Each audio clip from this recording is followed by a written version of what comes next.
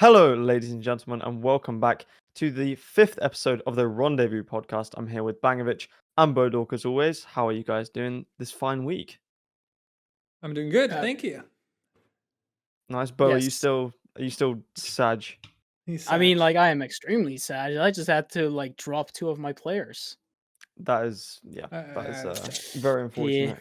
But Hukar's going international. Could be. Hukar's is unfortunately going international, yeah. But it could be interesting. Yeah, I mean, like, it's just really sad that there was no Danish organization who was willing to give us a chance. So yeah, it is what it is. But let's talk about other things before we talk about the very sad stuff. We got a new agent. That's very cool. Very, very cool. Gekko. Yeah. Coming out the day of this podcast release, I think. Actually, right. Yeah. They have started I love how I love how they release them so soon after unveiling them. You don't have to wait too long.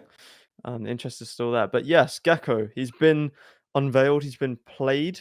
Currently being tested by lots of creators at the moment, I think. And general opinion is good, I think. Bangovich, how are you feeling about Gekko and his cute little pets? I mean, the pets are just cute, and like Bo said before, he can't shoot them. They're just too cute. So I think that's already OP. But I think he has some very unique abilities, and also he's like a mechanic we're gonna go talk about later, probably, that where you can pick up like the flash, for example, and use it again if you're able to like pick it up in 10 seconds, which is actually a very interesting take on some of the abilities. His kit, first of all, like always, seems to be OP. Like every new agent which gets introduced, you see the description and you feel like, damn, this is OP. Like his ultimate is basically like this fish which just swims around the map, and if you hit the opponents, they're just gonna be detained, like a Killjoy ult. Yeah. Which is just crazy. Like if we think about like team play and like organized play and like setup plays, how you can make use of that. I don't know. Seems pretty OP, but I mean, like, it's literally a Junkrat like ult, you could say. Just as a stun. What's the guy in League of Legends with the fish? The fish guy. The fish guy? Yeah, there comes a shark out of the floor if you ult him. What? Yeah. Okay, I am not very much of a League of Legends. Yeah, me neither. But this the ult same. reminded me so much of that. It's like this fish. He's always like jumping around, and if you ult someone, there's like the shark coming out of the floor, and he just eats them. That's kind of the vibe I get from this ult. But I for one actually have like felt the touch of a woman. So I mean, there's that. So, what? What? But yeah, the agent I think looks very cool. The abilities look amazing with the cute little pets. I think he's gonna be a fan favorite, and I don't think he will actually be OP. I think he will be great, and I'm looking forward to that. What's the guy's name? Wingman, the small guy who just give him the spike, and he's like, "I'm gonna go plant." I love it. It's so cool. Yeah, Bo, how about you? I'll be honest. I love Lil Bro. I love him. He is so cute. Oh actually, man, I'm just a sucker for cute little things, and Wingman is that. And also, I like to believe that he has some sort of evil plan going on. Yeah, I just show some of the memes you guys tweeted. Like you tweeted one with the Red Bull can, and then with the Fnatic post, tweeted the one with the trophy in the arms. He's running over Icebox, bringing home the trophy, and the one where you posted the murder one with Tariq. But he's just Tariq. He's got to get canceled now. This is just unacceptable. Yeah, how can he kill Lil Bro? Yeah, exactly. It's just unacceptable. I'll be honest. It is. But I mean, generally, here's the thing about like from what I saw about Gekko, I'm gonna think he doesn't fit into the current meta. Our current meta is very like. It's very like aggressive paced, and the thing about Gekko is like you play very passive because you need to pick up the stuff again. So that leads up to a little bit of a problem, I would say. But like for a very strategic team, I feel like he would be really good, and I'm pretty sure that he's gonna be a must pick for every single ranked game because like nobody wants to plant a spike. I feel like K-Corp gonna run him. Just because no one wants to enter site, so they just send Wingman in, and he's gonna plant, and they then post plant. Here's the thing. That's a joke, by the way. I think we're gonna have a meta. Again, I'm coming in with the meta takes and all of that. With a meta takes. Gekko, Harbor, and Viper. Yeah, that works. I can could see see. it. Yeah. That is gonna be add a sage on it. Fuck it. Just have all the walls. It also just Save put none in wingman. it while we're talking. I feel I mean, like it's just there's at Lockin there was so much of the retake meta going on, especially with the prevalence of Killjoy and the Yeah. lockdown and stuff. Yeah. So if like I think Gekko could be a really big part of that in terms of you can obviously, cute little guy diffuses a spike, that's cool. But also you can just have more people fighting and trading off people swinging the Yeah. whatever it is, the Harbor Cove or the Sage Wall, to try and get the little guy off the plant. Oh, he also stuns. I forgot about that. He's like he can Yeah. stun, diffuse, and plant. Yeah. His abilities seem very versatile. Yeah. Apart from maybe the mosh pit one. Yeah. But I feel like there's going to be some like stupid moment with that ability in like an Yeah. international tournament where somebody True. like accidentally walks back I into mean, it. like the area of effect for mosh pit is actually pretty big. The mosh pit is the slime grenade thing, Yeah. right? Yeah. I think Gekko could be actually really well utilized for post plants because you have the Yeah. mosh pit, which means they have to get off. They just have to. Yeah, In what, exactly. like 3 seconds or something. Also, his flash is literally just like the squid from Mario Kart. Yeah. The blooper. Yeah. It's just it's too good. Also, I was watching TMV test Gekko out earlier. Yeah. And the flash actually has infinite range. What? Like if it sees Wait. anybody, it just blinds them. Like anybody from any range. So you have an infinite range flash, you have the mosh pit where they have to get off the spike, and his ult where it detains people. I feel like in a post plant, like What? you can like delay for so long with that. I feel. Is there a travel time from the little squid guy shooting the ink, or is it like instantaneously flashed all of them? No, you have a window, but it's Okay. about maybe half a second, and it is one shot. So if you shoot it once, it just like flops on And the you ground. cannot turn around from it or anything because it just hits you, No. right? So if No, you're you hit, can't. you're hit. Wow, You that's can't turn actually the flash, so you have to just shoot it. It's like it's a bit more like a rain. It needs a lot of actually. support. you can to shoot work. it. Yeah. Yeah. Okay. It's just one HP. It's like a fade horn. It's like a fade horn times a rain eye times a fade prowler. It's like Okay. Oh, but okay. In infinite team range. play, I yeah, was very like, shocked about that. That is actually. Yeah, I think it could be really good paired with another type of flash, like a sky flash or something like that, because then they can't they can't. Well, maybe not sky because you can shoot a sky flash, but different spacing and stuff. I think it could be really good. Wow, Yeah, that's and also the actually crazy. fact that like the little guy, little bro, he also breaks Sage's walls. Yeah. I believe it was Tombus who has like videos of like showing the different things that the little key things about Gekko that are pretty overpowered, and it's just goofy to just hear him. The thing is, like, I'm going to laugh my ass off every single time I hear Lil Bro walking around. And I can't kill him. That's also the thing. The only problem with the sound is that when he's diffusing the spike, you can tell like constantly that he's so on it needs a lot of support. It's basically just more about like then you have more players to like try to focus different positions. He's such I think a an gremlin. underrated like he's a little guy. I think an underrated strat in like 1v1s could be you put wingman on the spike and then like you stand on it yourself because they're not going to expect you to like be on it. But we'll have to see how like put up a turret also and a wall and all of that. So I mean, there's I just a kind lot of feel like that damage he's gonna building. be even stronger for the post plant, like for the retake diffuse scenario, because he's so small. Yeah. The hitbox is rather small. Like if you throw a cove and a sage wall in front of him, I think basically he's unkillable because you can just like hide him behind that. And yeah, I think this kit will be like this wingman ability will be so useful in every scenario. Let it be a stun, used like a close range stun, like a boom bot, what you do on race, like on split, for example, where you just know, okay, he's in vents, I'm just gonna throw little man in and he's just gonna stun them. I mean, his kit looks very versatile, but I kind of agree with Bo here saying like this is more, it's not the most aggressive initiator, like a breach where you just stun, flash, and send it. Yeah, this is for more of the passive teams. Yeah. Yeah, I think I have a little theory about what Riot may have conceived when they were thinking about this agent. Because you saw so much retake. You saw so much retake at lock-in. Yeah. So you think, okay, we need an agent maybe you might think, okay, let's make an agent to combat retake. But what they've done is they've made an agent that helps with the retakes. And obviously, like, retakes are best against people who play post plants far back, right? And what that will do is it will make people play post plants where they fight on the site, and then that, then the meta of people playing far back, like on Icebox, post plant with lineups, all that, will kind of slowly start to fade back, I think. So I think they're trying to combat it by making the retakes more powerful. So then you have to play it a different way. But I don't know if it will play out like that. I have another theory about Gekko, and it's basically to do with merch. I'll just put it as simple as possible. Like these little guys are gonna be sold as plushies, 100%. Yeah. And like they've already had great success with like the tag to bear.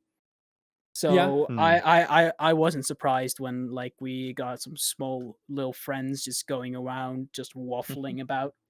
Yeah, imagine if like the wingman gets like a clutch diffuse, like in a round at VCT, like the biggest round, like, and then you just get millions of sales. Grand finals, the last diffuse in overtime. Diffused. Yeah, the wingman runs in.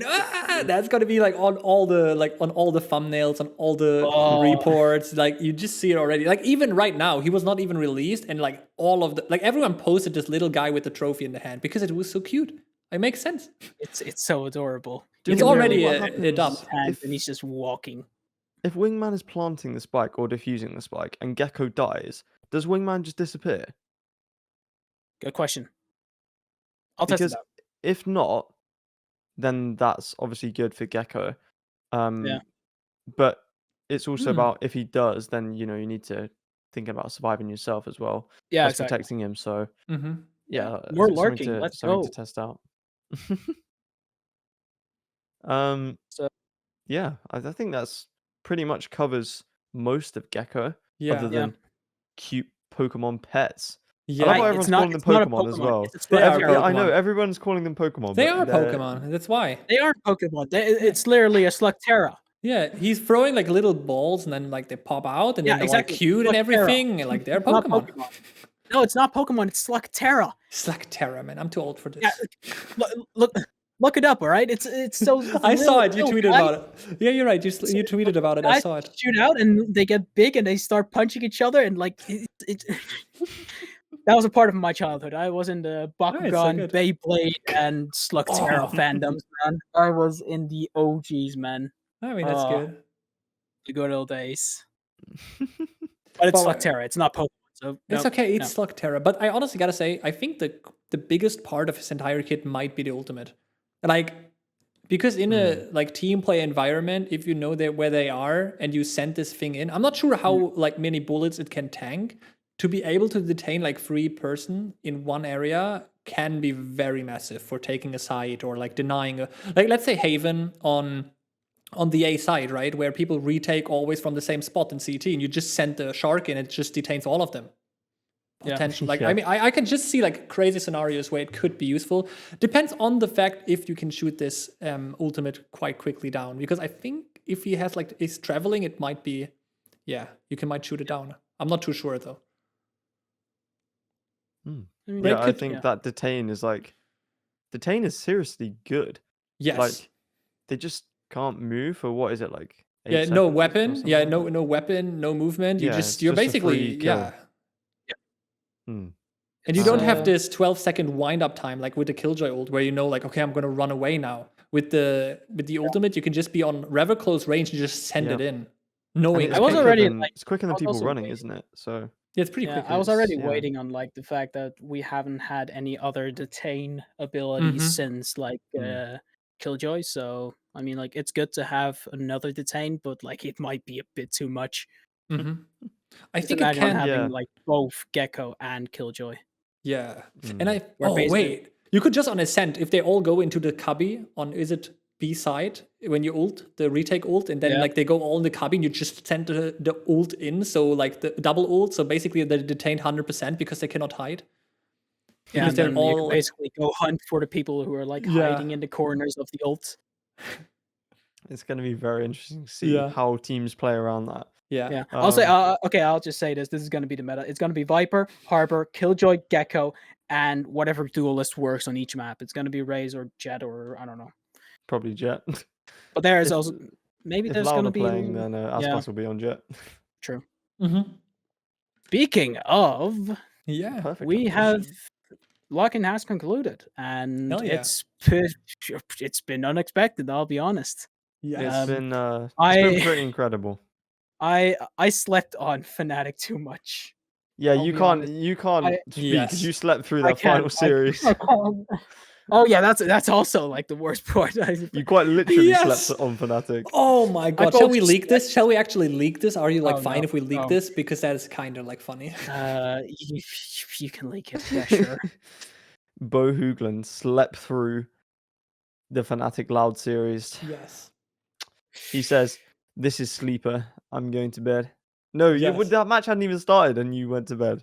No. I think it was first map or something.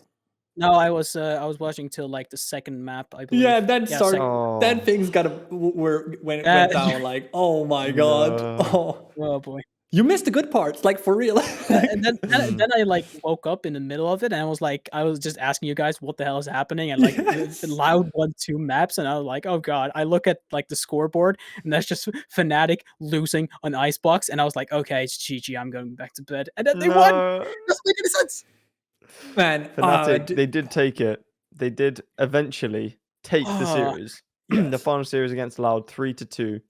I don't think we covered the semis last week because they hadn't Yeah, happened. let's start with But this. Loud and We go and chronologically. Fnatic made it through. So the first match was Loud DRX. Wait, which did we? was We didn't even almost- cover Navi versus Leviathan and 100 Feet Yeah, Fnatic, so we didn't Navi even and- cover the Omega bracket fully. Yeah, that is true. We didn't. I mean, to be But honest, though, Navi- like both Fnatic matches, versus 100 Ts. yeah. I'm laughing. 100 frauds. No, I'm joking. On, But I was Yeah, they were. honestly like I was honestly saying like if 100 Thieves play like they played against Foot and like against Edward Gaming, I was like sure Fnatic gonna expose them, and they did. I mean, of course they came back on Icebox like a little bit, but also like if you're Yeah. like 10-2 up, I kind of understand if you're like a bit more relaxed and don't like stress it too much. But I think 100 Thieves has a lot of homework going into the franchise league. I Yeah. jinxed them. Yeah, you did actually. I literally just took Fnatic's jacket away, and they won. God damn. It's funny because so many people, well, maybe not so many people, but a lot of the community were thinking, okay, 100 Thieves have a real shot at this tournament, but they just were not on the level of the top teams. I think Yeah. Fnatic obviously looks really good, but I think do if 100 Thieves had played Loud, I think if Yeah. 100 Thieves had played Na'Vi, I think if 100 Thieves, probably even DRX, they would have just lost. Yeah. I think easily. Yeah, I agree. for Americas, I will put them around like still in the top 4. Because like we've seen them down bad before, and like they usually step up. I think they have. I think they have to fight for it. I think it's not a given. I can see them making it to the top 4, but I could also see them in like 5th, 6th place, just Well, because top 4's not enough, is it? They got to get top 3, which I Yeah. think will be significantly harder. Yes. With Loud. Honestly, I just want Asuna to go to Tokyo, live Yeah, his yeah. dreams. I mean, they still have good chances. I think it's a good team. I think they tried out a little bit of, like, I mean, for example, the Cryocells Omen thing, it was very good the first time we've seen it. But now that I see the Harbor Viper meta, I'm not sure if we're going to see Cryocells and Omen again. So I kind of feel like they got to rework their Icebox. And Harbor. honestly, also, I mean, Cryo on the race I think it looked okay, but also needs some work. Yeah. I'd have rather Asuna, have like- I'd rather have like Asuna on the raise, and then Yeah, that's maybe true. try to like find a new role for Cryo when Jet isn't needed. Yeah. Yeah, or like just I don't understand how Loud have Aspas, right? And he's the Mhm. best Jet player in the world, in my opinion. Yeah. And they put him on Jet every map, and they make it Yeah. work. Yeah. You have Cryo Yes. and Ye in NA. Obviously, Ye's not playing for C9 anymore, but when he was, surely they find a way to just put them on Jet every map. Yes. I think the thing is like the coaches want, of course, like to have these players long term, and Yeah. we can expect nerfs to happen for Jet again, since Sure. she has become like again like a mainstay in every single comp at this point, maybe except 2 maps where Raze is more favored. Yeah. Yeah.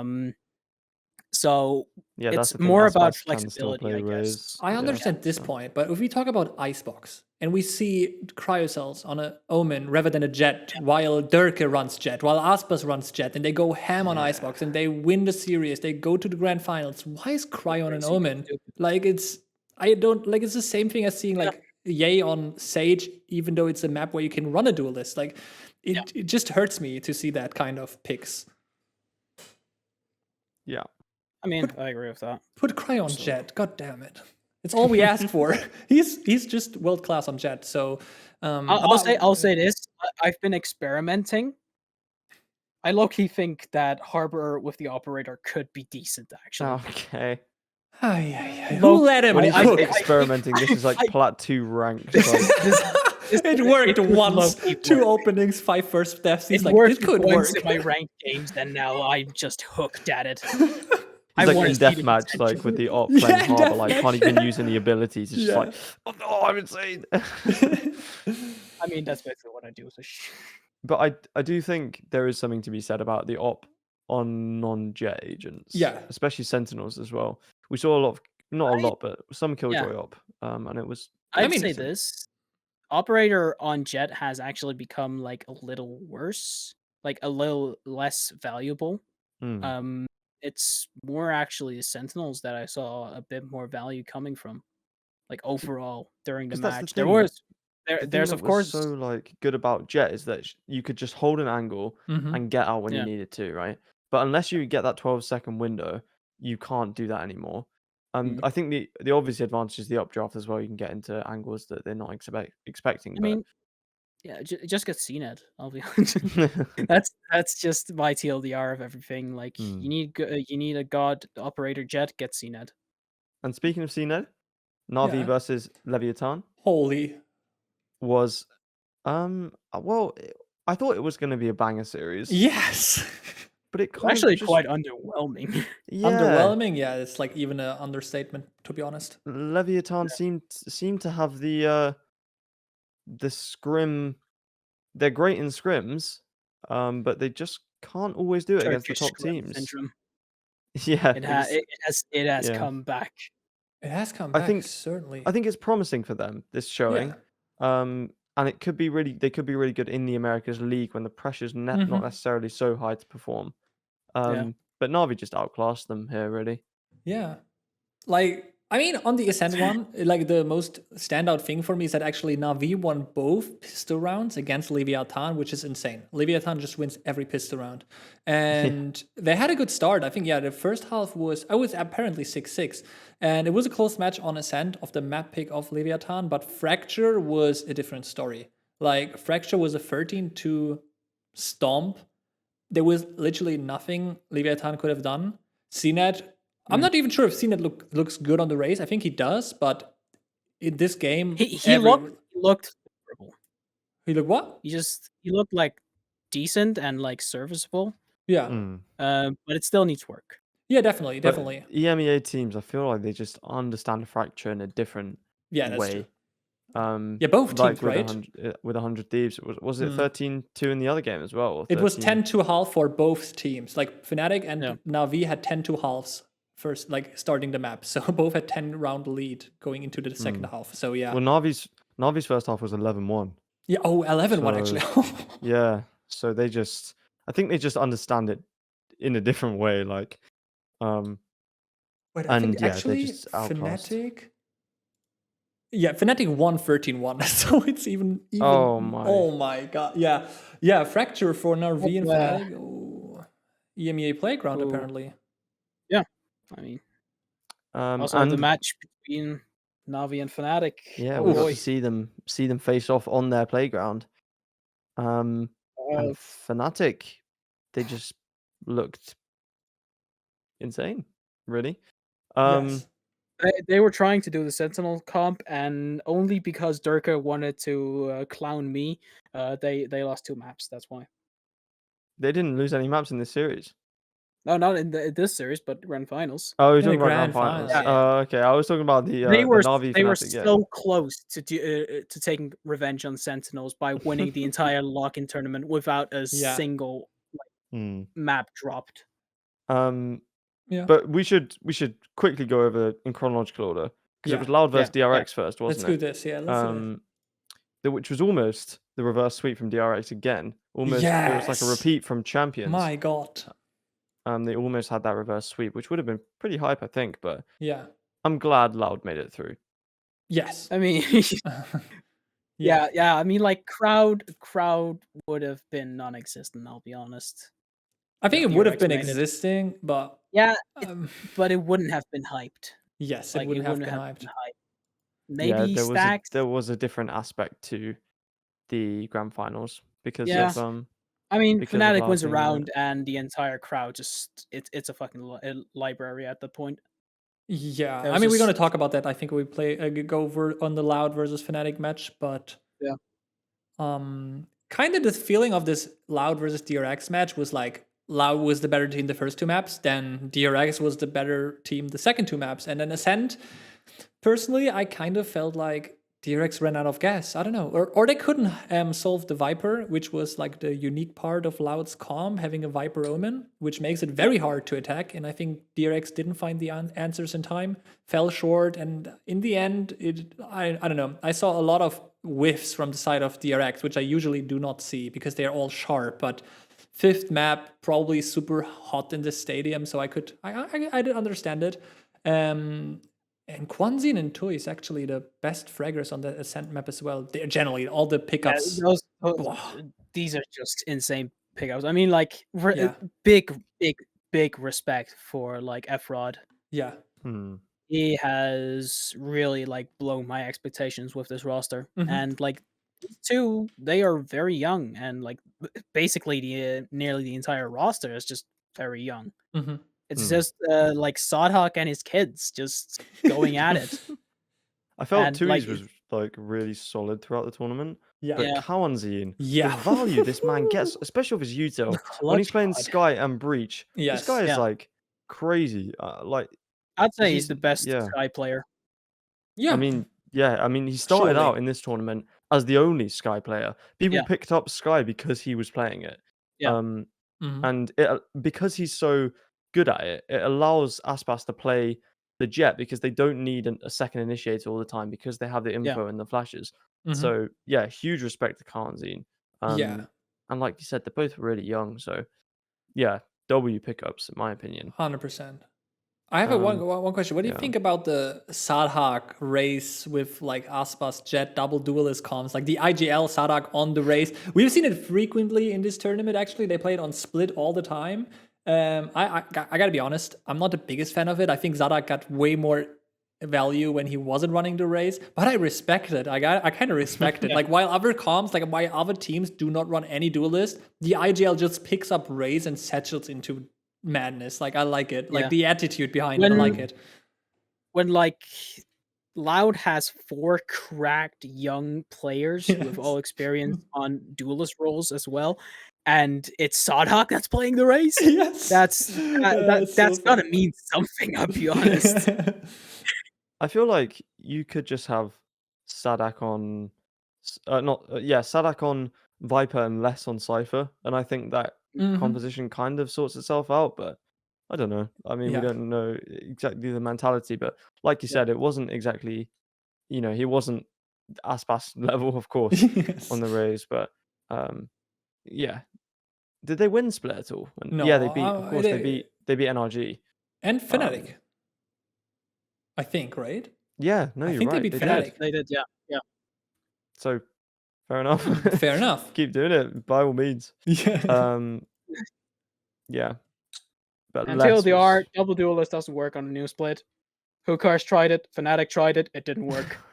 I mean, also like splits win rate, the Loud split win rate isn't the best with it. So I mean, like Hookars and Loud, we are like a total fucking mood because like we're the only teams that like lost 11-3 score. Like we had it with Bonk and they had it with Fnatic. That's I see.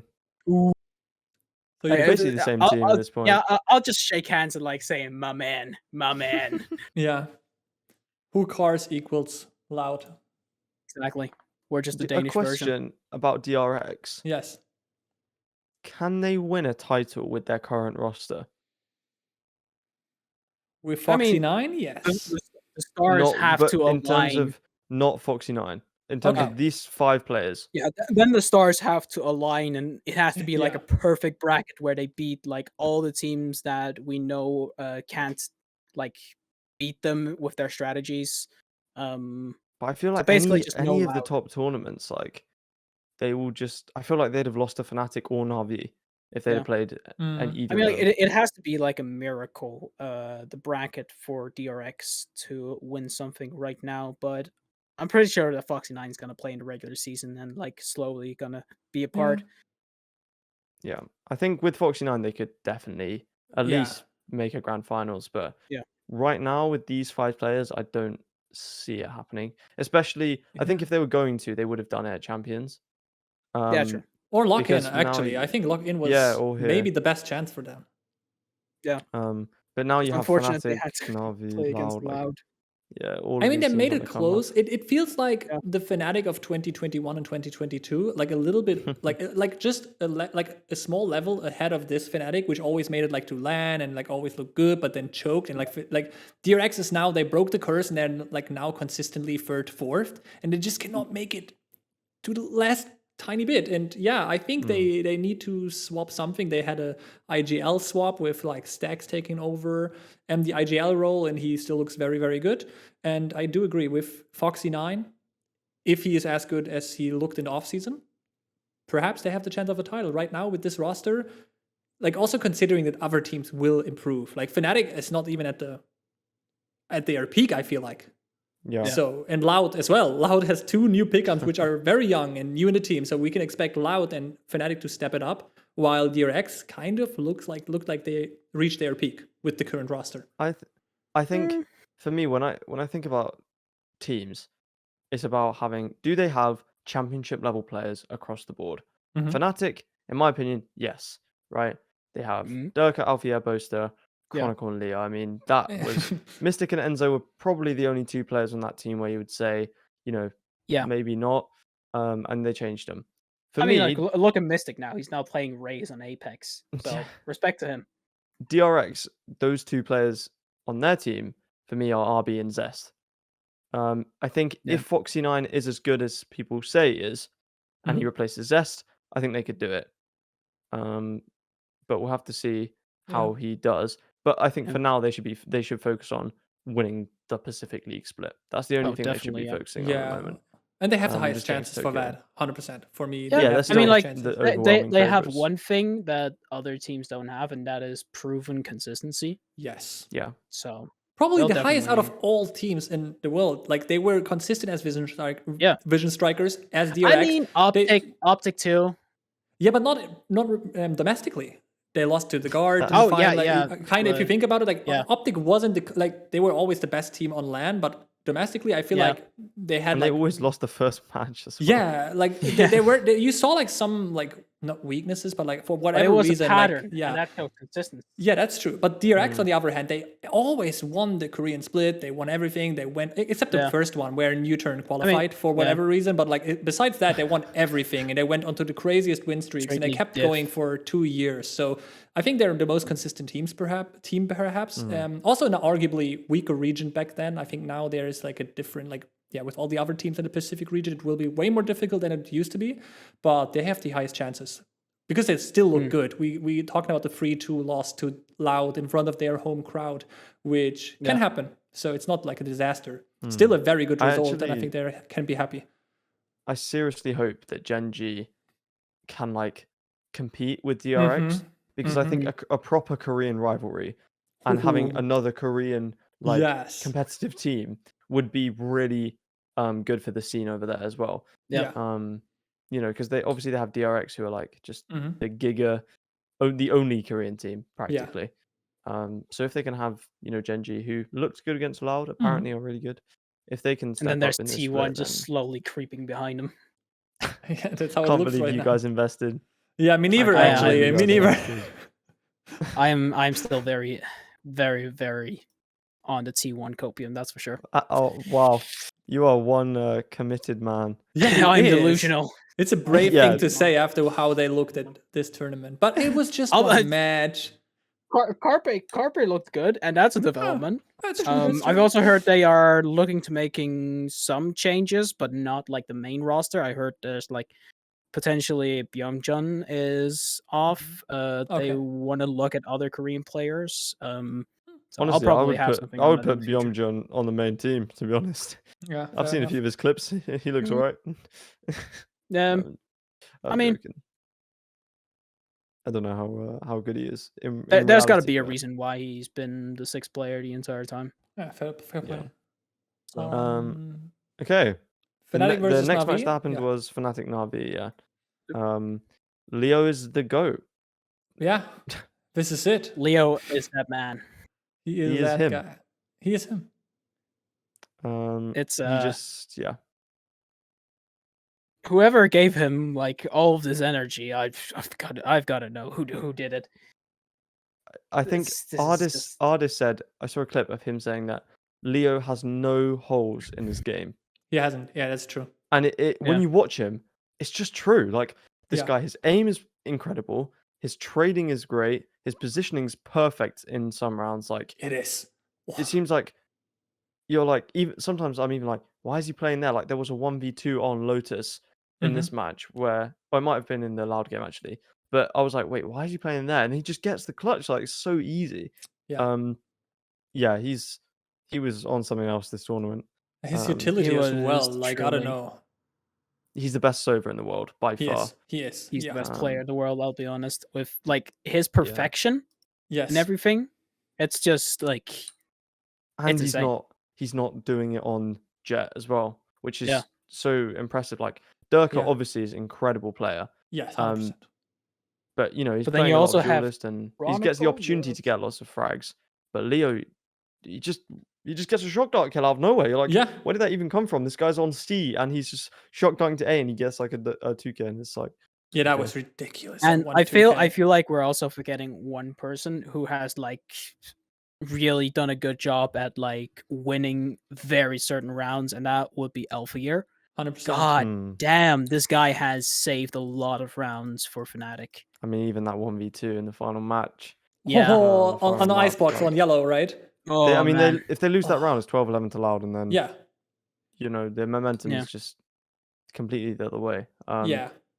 But he's adapted to the Sentinel role really well. And when you watched him before, you didn't expect him to be a really clutch player, but he's becoming that. And I mean, all of them are clutch players. Yeah, but it's a great development in his game, I think. He was always a Sentinel player on Surreal, so I wasn't surprised that he was performing at this level on the Sentinel role. Yeah. That's why I was actually surprised when he like joined Fnatic at the start that he was on like Raze, Chamber, and all of that. And you're kind of like, wait, wasn't he a Sentinel player? And he looked really good at that. And like he also looked good on the other roles, but like he does. Then you look back and he goes back to Sentinel and like. I mean, like he is basically close to Suigetsu level. Not there yet. Not yet. Close. I wouldn't say he's there yet, but he's the Turkish Suigetsu. Let's just put it that way. I think what's promising is he can, you remember that ace in his first ever game for Fnatic when he played the Raze? Yeah. Was it his first ever game? I think it was against FPX at the time, and he just got that ace, and I was like, okay, this guy's seriously good. Yeah. He can go from that to then also being a world-class Killjoy, Cypher, and I think it's a really good development for him. And FPX, I think he'll be in the scene for like a long time if he can keep up this level of he flexibility. top fragged. That's right. Yeah, he was crazy, and he got that ace clip with the Sheriff and the ult, and I was like, okay, like fair enough, Fnatic. Like, there's actually Sheriff clip. Wasn't that like Brave F? Or both actually could have. There was definitely a Sheriff ace with Alpha, 100%. I remember it. Yeah, I mean, like I would be surprised, but I just remember like Brave F. Like there was like one part of the match where he was when he was still playing with Fnatic, where he just missed every single shot on a turret with his Sheriff, and then later on in the match he just starts steamrolling players with the Sheriff. That was an amazing match to watch because like everybody was already writing like drop Brave AF and all of that. And he is a good player. He just does miracles. He was good. The stuff he did with the Guardian was crazy. Definitely. There's a Twitter space of Kojo and Mini before Lock-in started where they answered some questions. And there was actually something regarding Alpha Year that he was getting a specific training. He had a coach like helping him to pick up the Killjoy, communicate correctly because he has known a new role, like what type of info, what type of calls he has to give, which kind of information he's trying to gather and stuff like that. Alpha Year is also like he always has to like say what is his task for today's scrim in practice. So he works on his own like small bucket list of things to improve on his play. So you can see that like they knew Alpha needs time to adapt, but you can see already, yes, he is adapting. He's already a good looking Killjoy, and if they keep working on him in that manner, he will just look even more dangerous. Because I think Alpha looks insane on Killjoy and Cypher. I do think though that like on the best of 5 series, which is a very draining and like emotional roller coaster, I think on Icebox, for example, when Fnatic, like later against Loud, he kind of gave up, like didn't give up the middle, but allowed a lot of lurks and a lot of rotations from Aspas going through mid. Like Aspas got a lot of backstabs. And I think maybe it was like just because his attention span wasn't there anymore. I'm talking about like best of 5, 5th map, and like at some point you're like you cannot have everything in your brain. But still, nevertheless, he looks amazing on the Killjoy. I see him on like on Haven, for example. So many clutches, so many good gunfights, and I'm generally a big fan of players like Leo and Alpha who are like anchor players who can like clutch it and have the aim to win crucial fights if needed.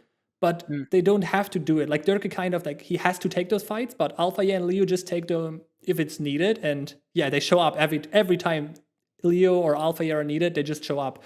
And that's probably why Fnatic won against Na'Vi, which didn't even look that bad besides the Lotus map.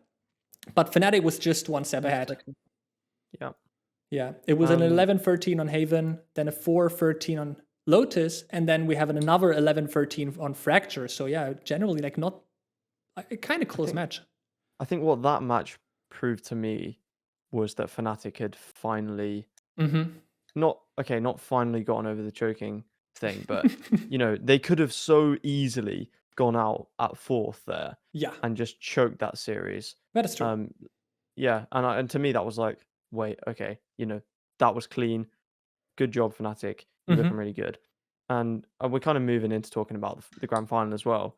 But the scary thing about Fnatic for me is that they can still improve by a lot. Yes.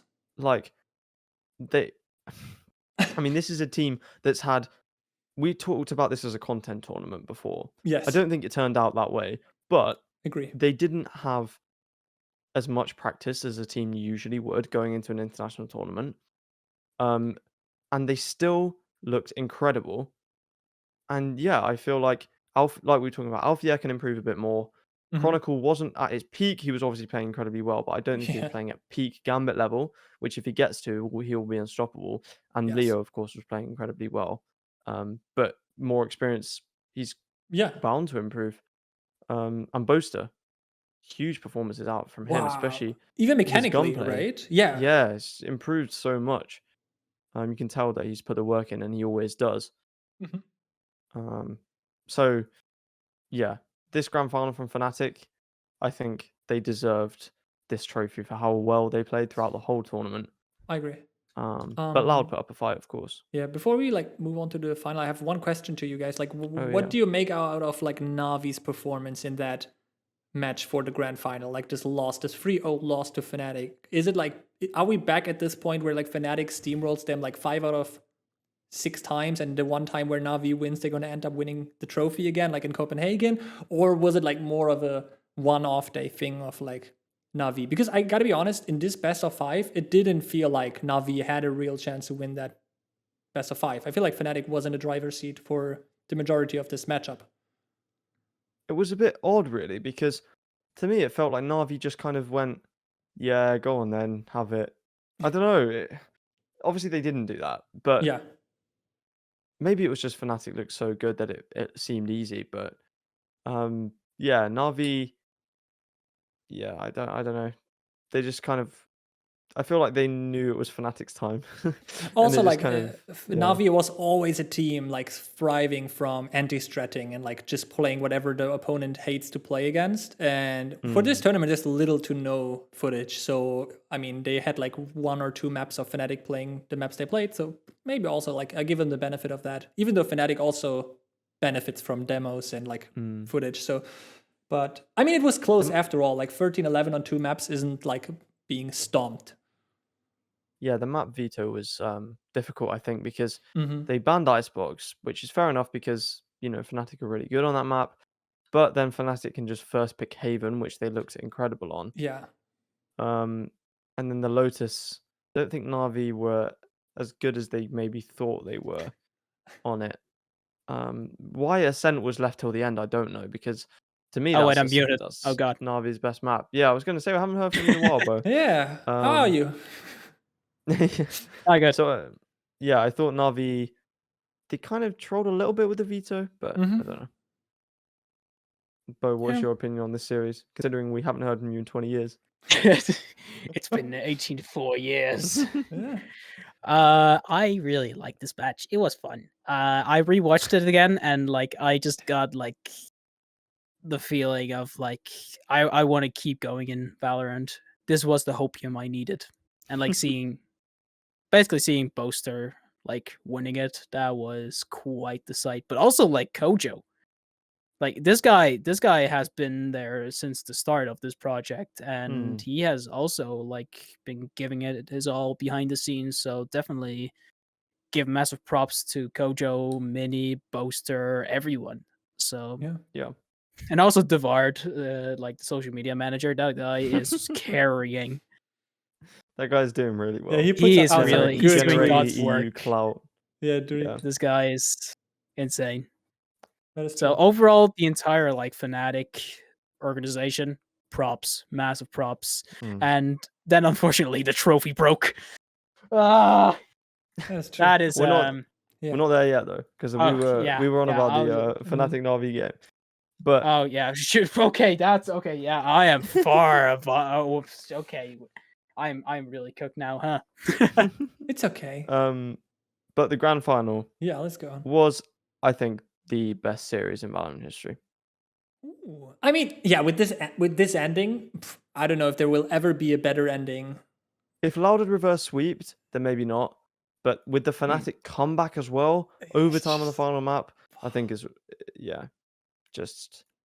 It definitely was the best of 5 grand final, just because we had all 5 maps and like it felt like you never had the feeling. I don't know, like to be quite honest, like we were chatting command and like I already gave up like on like even on Lotus I was like, nah, Fnatic won't come back. The mental is broken and for whatever reason, like, and when it was 11-3, of course I was like, yeah, damn, all EMEA hopium is gone. I cannot believe in this anymore. And then for whatever reason, I don't know what happened. Miracle happened. It was a complete like rewriting of the narrative. At every turn, Fnatic come in, they look really hot off the start, and you think they're just going to steamroll, they're going to get the revenge on Sentinels. It's all well and good. We're going into split, and then suddenly Loud start to bring it back, and the crowd starts, getting a bit more hyped. Yes. They win 2, and then I remember because I saw the score like 2-2 after Loud won Lotus. I was like, oh, let's go. We've got a proper series on our hands now. And I saw the score 2-2. I was like, I just got goosebumps because like you don't know who's gonna do it. Who's gonna get the storyline. But I think it ended in quite literally the perfect way. Yeah. With Loud going up so much, the crowd got their fill, and VLR as well saying, why are you always talking EU? And then they got shut up. But yeah, that comeback from Fnatic it will be a legendary Valorant moment. Yeah, it will be. It will be. I already have people on my video, like the comeback video, like make another one for this comeback. Of course, like I mean, everyone will make a video at one point of this moment. Like it's the craziest moment in the history of Valorant, perhaps. Like in like I don't know, it's crazy. This was probably the best start of a new era for Valorant esports. Yeah, right. It's amazing. By the way, the Sadak race, like they won split against Fnatic, But a Sadak race was not good. Yeah. He was the weakest link on the server. But Chronicle was on the race as well. was alright. Yeah, just generally it was Yeah.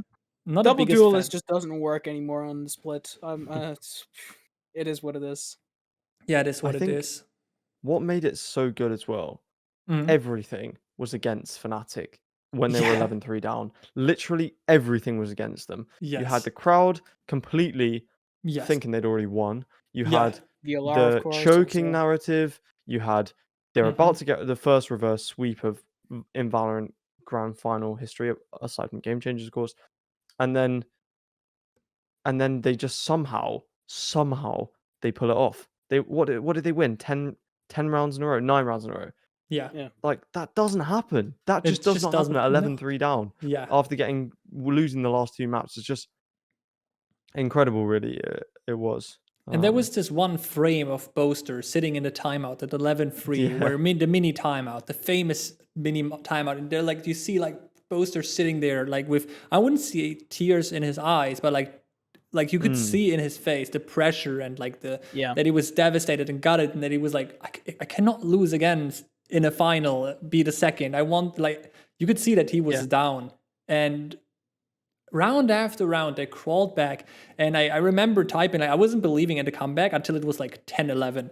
And then it was 10-11. I was like, I was throwing my chair away. I was standing the entire time. Like, I don't know. I was so invested in that. And then this Alpha 1v2 against Aspas. And I'm not even sure who was the second guy, or if it was Kwanzin. Like this behind yellow. And then he guts the kill. And then they show the cams of the players. And like all of them stand up and they're shouting. And Dirk was like showing just saying like "shut up" to the crowd. Like, oh my god, they were so hyped. I've never seen that much emotion from Dirk. Yes, like this guy is normally just a stone wall. And you have to rewatch this. Holy, you have to rewatch this because Boaster is the one who is like just sitting there, like not calm, but like kind of like relaxed in a way, and everyone else is just like, oh my god, we got it, let's go. And he's like, oh damn, we actually made it. Like he couldn't believe it. Yeah, it's surprisingly, because like Boaster's usually the most energetic one out of all of those, and then you see every one of them just giving it all. Like, and at this point I knew they're gonna win it. And also, like, something we haven't talked about, like, Leo was like playing in the COVID, like in the safety environment thing, because he was tested positive with COVID. And I saw Reddit and VLR posts about Leo's only good because like in COVID, and people play better because they're in the like in this like facility, and the crowd, like if he's playing in front of a crowd, he wouldn't perform. I am glad he did. I'm glad he became the MVP and showed off. Like, I mean, of course, he also ran out of gas the last 2 maps, which is totally relatable. But he was still, was he? Let me see. The best, or he was still the MVP of that series. So I mean, just an absolute monster. Yeah, and on the side of Loud as well, obviously Aspas is incredible. And the way that Loud set him up really well, but they're not relying on him necessarily. I feel like they allow him to be really good, and be able to put him in positions where he can, make his aim work well for the team, which is what they've done really well. But Les, man, this guy he's so underrated because he plays the Sentinel role. Yes. But ever since Champions as well, he's just been putting in huge performances for this team. Yes. Like on that. I mean, like he also got them into overtime, wasn't it? Icebox. I feel like I'm thinking yes, but I don't remember. Yeah, that was how like it happened. Alpha versus Les, and like Alpha was defusing. Boaster wasn't. There was a scuffed situation with the wall. Then Boaster picked up the wall, planted, and then he ran behind the site, and then Aspas and I think Les peeked them from. Yeah, okay. It was a 2v1. Yeah, must be another match.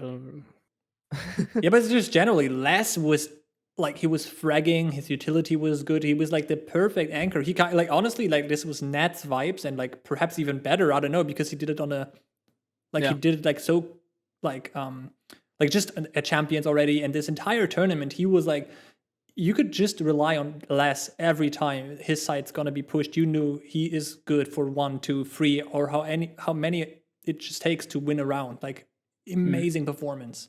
He's also 12-4 first kills to first deaths, which is the second highest of the entire team.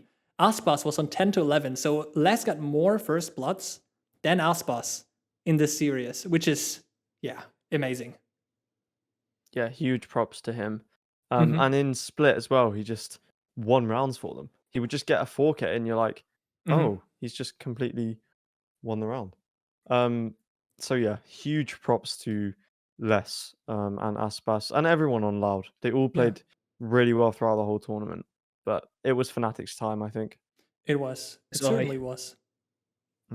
Sorry for the fans. And then still no back-to-back winners, which I think is cool to keep that reserved for a very special team. Yeah. Shall we now talk about the big elephant in the room? What is the big elephant in the room? The trophy. Yeah, go on. So, trophy broke. British Airways shit as always. Yeah. That's gotta hurt. That's gotta hurt. And apparently they had to it was like sealed in this it was like sealed into like a actual like good like box and everything, and apparently like they took it up and then dropped it. They must have checked. I guess it's like just a normal procedure to check inside like what is going on and like if there's anything hidden between in the trophy, which makes sense, but someone must have dropped it because it is broken. Yeah. So feels bad. Finally did a lift the trophy and now it's broken. I don't think they'll mind too much. Yeah, true. I mean, like it's the same thing with like Astralis. They have like one of their big trophies which device broke, and they still have it. Like they still have it displayed. They haven't fixed it or anything. They just have it there. So it's a little broken trophy, but it's one of their most proudest one. So there's some little history for it. And also, like trophy. This is like the most premium like trophy we're gonna have in like Valorant esports because it's one of a kind. Lock-in is only gonna be one time, only one time. Surely they do it in like 5 years. Surely they do it again. Maybe, but like from as far as we have like heard and everything, like this is the last time we're gonna see Lock-in. I mean, it is weird to think that this could be the last time we ever see some of the franchising teams on an international stage. Like this could be that was maybe RRQ's one best of 3 ever. Like I'm not even joking. I mean, no, not joking. I mean, like no disrespect, but it seriously could be. At least for a long time. So I mean, we're talking about an incredible event. So do we are on the topic regarding that, or we have something left for Fnatic versus Loud? I think that's pretty much it. I think we've pretty much said our piece on that game specifically. But in terms of the tournament in general, the question is, was Lock-in the best tournament in Valorant history? Bo, what's your take? Banger matches. Absolutely. I'm pretty sure every single game was a banger. I feel like the only the thing about like the Team Liquid match, like it was still a banger because like it was an upset. Of course. And all the other matches have also been really exciting. The only match that I was like I just slept through was basically the RRQ versus Foot because like it just did not look interesting at all. Also, like the Detonation versus Giants one wasn't. I mean, that was just. Yeah, it was interesting. It was like interesting in some aspects, and like the RRQ versus Foot was just a sleeper. It was just a general sleeper. I mean, but even then, because we didn't know what any teams looked like. Yeah. It was still interesting because for all we know, RRQ are the best team in the world. Until they play that match. Like, yeah, that's true. We just don't know.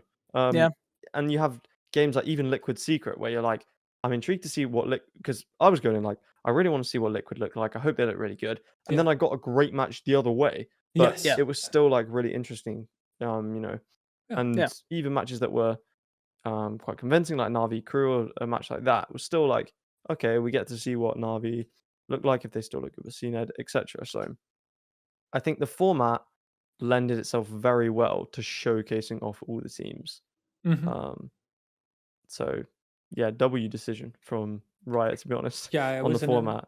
It was an amazing tournament, which actually served the purpose of like introducing storylines and all the teams to the world, because it did exactly this. Every team, and especially a lot of the teams which like were considered underdogs, like let's say Foot or perhaps even Furia are now like taken serious, and people saw how good they can look, or like Talon Esports is like now on the radar and potentially someone who could run it up and be a team at Tokyo. So I think the purpose of like being a marketing or like an event to like showcase the teams, it perfectly worked out. And in this term, I think it was the best decision to make it. And like just everything what happened, the banger matchups, the way it ended, everything led up to the most perfect way to introduce the franchise era, like what Bo just said. And like just generally like amazing tournament, like from that perspective. And there was a lot of, people saying, what if we get an upset that means, a team gets unluckily knocked out? And for all we know, if Gen G were in the other bracket, they could have made it to top 8 or top 4. Or Sentinels weren't playing Fnatic the first round. They could have got a lot further. Yeah. That is fair enough. But within the top 4 and top 8, those I think there were no massive upsets where I thought a team lost like unluckily or anything. And I think the standard of play was really high, especially in that top 4. I mean, like those series were just great. So I don't think we sacrificed too much competitive, like how competitive the games were. I don't think that was sacrificed too much just to showcase the teams. I think there was a good balance of both. So I mean, as a viewer, like they said, it was for the fans, and I loved it. Yes. I just loved watching this tournament. So for me, the answer to this question is yes.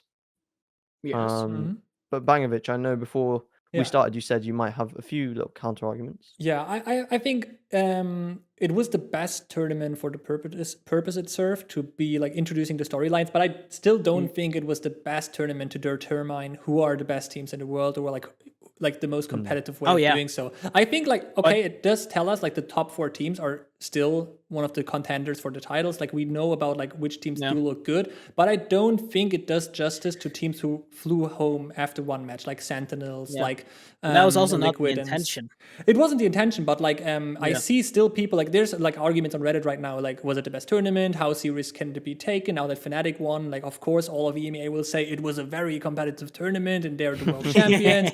And if Fnatic would have lost, all the EMEA people would say no, it doesn't matter. It was just marketing. And I think I think there's generally like this was all script actually. Yeah, I think it's just divided opinion on that, but we all agree it's not like it wasn't meant to define who is the best team in the world. But I still think that the top 4, what Command just said, they are like the top 4 probably are the 4 best teams right now. But I just think that it is a bit unfair to say that the teams who flew home after one match are the worst teams in franchising, which is just probably not true. Like Sentinels and maybe even RQ, who knows? Maybe Foot is insanely good.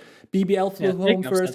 I mean, like there's so many matches on match day 1 which can maybe could have gone either way. We never know. It's just a single elimination bracket, and I think this doesn't do justice to the teams who got eliminated early on. But I do still think that the teams who made it far are right now the best teams in the world. I think this kind of my takeaways. I think if I was picking the top 4 teams in the world, I would maybe put in NRG over DRX or Na'Vi. But I think it would be very close. Yeah. I'll come in with a hot take. EDG. Well, EDG. Wait, look, if they beat 100 Thieves, they win the tournament. No, I'm joking. But NRG, I mean, they were clearly at least equal with Loud. That series was so close. So yeah, I would put them up there as well. But if we're going for top 5, those would be my top 5 teams coming out. Actually, could we maybe say that like the top 3 teams, like or like the number 1 of each team had like the most banger matches? Because like it was Loud, Fnatic, and NRG. Loud had 2 of those matches, and like both of like Loud versus NRG was a giga banger, and this one was also a giga banger. It must be so good to be a Loud fan. I mean, other than the fact that they lost in the grand final, but it's like, okay, should we talk about the crowd real quick? Yeah, we probably should. We should. I am really disappointed at the fact that they didn't like stay there.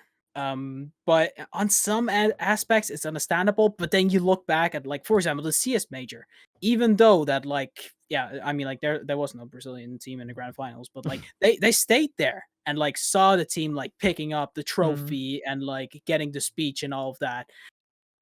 Sao Paulo, it was basically just everybody get out. We're out of here. Yeah.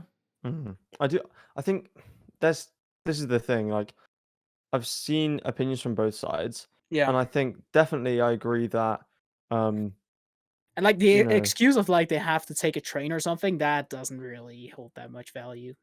I I'll be think there honest. was, I think there is a point to the arena in terms of the air conditioning. Yeah. The combination of no air conditioning and also in Turkey, the grand finals was 4 maps. That was it. 4 maps, and then that was it. Mm. In Sao Paulo, not only did you have a 5 map overtime grand final, you also had the show match before as well. Yeah. Which was like an extra hour and a Oh yeah, half, that 2 is hours. true. With no air conditioning the whole time. So I do somewhat understand it. Yeah. I think There's there's also arguments like on both sides though. there's also like the part about like in CS there wasn't like a Brazilian team at the grand finals. So it was like people like who actually like enjoyed CS and wanted to like support those teams, or like they bought the tickets and had to use them anyways. And Yeah. I mean, like, Loud fans are really dedicated. So I guess a lot of them were like extremely like heartbroken.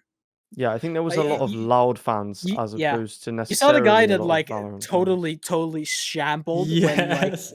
when Fnatic won. He was like, we needed some help for this. Wasn't he like touching his heart was like he could Yeah, not, bro, like, bros were like, no way.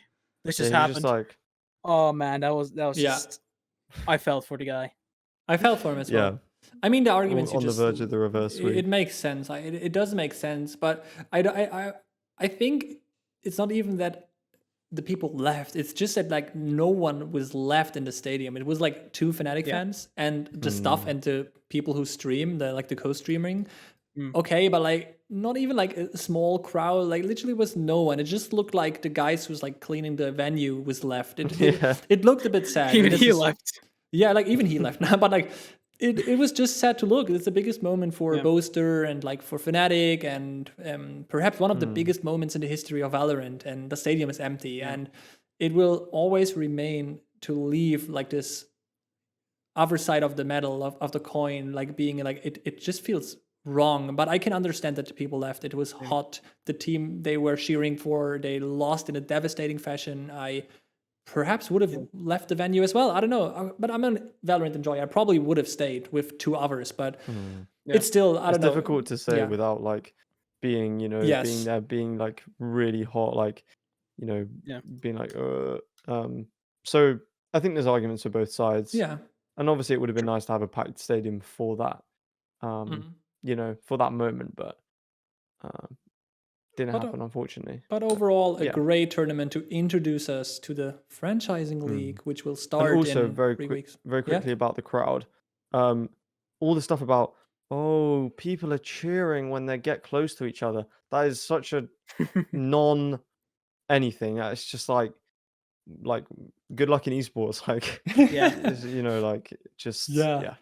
It backfired sometimes as well. Like some people were arguing the competitive integrity because like apparently Loud would know when there are people, but also it clearly works the other way around. Like there was this one situation where Boaster judge spammed the smoke. Like guys, it's just like both teams have a similar disadvantage. There's also the fact that like when Loud wins, there's like shouting and everything, and like when Fnatic win, there's just nothing, so they can actually talk to each other. Yeah, there was a one time where Dirk said, like Boaster said, like it's nice that the crowd is like cheering against us because like if Dirk is getting like 2 kills, usually the crowd would go crazy in EMEA, for example, at like in Istanbul, and Dirk would overheat because he was getting hyped up from the cheers. But now that no one says anything, he's like more like I'm gonna give comms instead of overheating. So you could also argue the same thing with FPX in Copenhagen. Like we were told to hate on FPX because like they liked when people were against them. So okay, makes sense. Yeah. So just generally, how hyped was it to have a crowd like this? This many people. It was so sick. I think it'll be interesting to see the comparison between like Tokyo and LA and stuff. Yes. Because like especially LA, you know how many seats the Kia Forum has? How many? 17,000. Oh damn! I think I looked it up yesterday. Kia Forum oh my seat God. capacity, and the Sao Paulo arena was 17 1,505 for basketball. It goes up to 18,000, and the Sao Paulo arena was 7,000, so over double. I don't know if they'll have the full capacity, obviously, but I'm interested to see yeah. like how many seats were actually at the grand finals like filled here in Sao Paulo. I guess like 6K. I think it was most of them. Yeah, it felt like 6 to 7K. I mean, they had Because, like, the streamer pods and everything, so probably like or this. like what was it? Like, for example, like regular games, it was 1,500 seats available. Loud matches, it was 3,000 seats available, and grand finals, I believe it was all seats available or something. Yeah, I mean, the crowd was. It was like the first when they went into the first map of Ascent, and the crowd just like Bren was talking, or Sideshow, I can't remember who it was, but they were talking, and then the crowd just went so loud that there was no point even like trying to say anything because even through the microphones you could hear it, and it was so hype. It was definitely the most hype moment. This was the first like huge crowd we've had in Valorant. It was also like the proof of concept that it can like that Valorant can reach those like viewership on live events. I mean, of course, it was in Sao Paulo, but I'm pretty sure like Tokyo will be will be booked out throughout the entire tournament. Like when we saw the show matches, it was how many people were at this one invitational in Tokyo? I think it was like for 6 games or something. I believe the entire most of the matches were sold out. Yeah, 6 games. And it was mid of the week, I think, and also like during work time or something. It was not even like the most ideal like slots to host an event, and it was still booked out. So I'm looking forward to Tokyo, and they will cheer for everyone. But also, like probably the crowd wasn't that hype in Tokyo. The kind of thing they just stand there, they just keep clapping those like balloons, and it's so funny to see. Like they just nearly all do it like in sync at one point. But the thing is that before, when the show matches were happening and in like the stage 2 challenges and stuff, it was against the law to cheer in a crowd in Tokyo because of the COVID restrictions. But by June, it will not be the law anymore. So they will be allowed to shout. And I've seen some Japanese fans saying that it will be loud. Don't worry. Like we're not just gonna sit there and clap our boomsticks. So yeah, especially if Zeta or Detonation qualify. But I don't know how likely that is. But even if I mean, even now with PRX, maybe. Yeah. I mean, even with I feel like they'll just support Fnatic, they'll support Loud, they'll support any like team. Fnatic, like Fnatic is massive in Japan. Yeah, they will support. Poster is really like. I just hope to God that we get Sentinels at Champions in LA. To be honest, I want to see that. Yeah. But yeah, that's a long way off. That's a long way off. Yeah. Yeah. We have spoken a lot about lock-in. Now it's time to think about the future. Ooh. Yes. Oh God, it looks bleak. Oh God, it's just like we do not talk about challenges. That's for sure. That is a can of worm we will be talking about next episode. Because oh man, I can talk for hours about that. And he will. And I will. Yay. But yeah, today's episode. No challenger stuff this episode, but next week will be almost exclusively challenges unless there's any huge news. Yes. And I feel like we should actually start with the Sentinel stuff, and we will just start off with clarifying. We won't be discussing the 6 situation. We will just be talking about what has recently been revealed by George Geddes. Actually, while we were like setting up the podcast and everything, that Marved might be coming in as 6th player in place of Sick.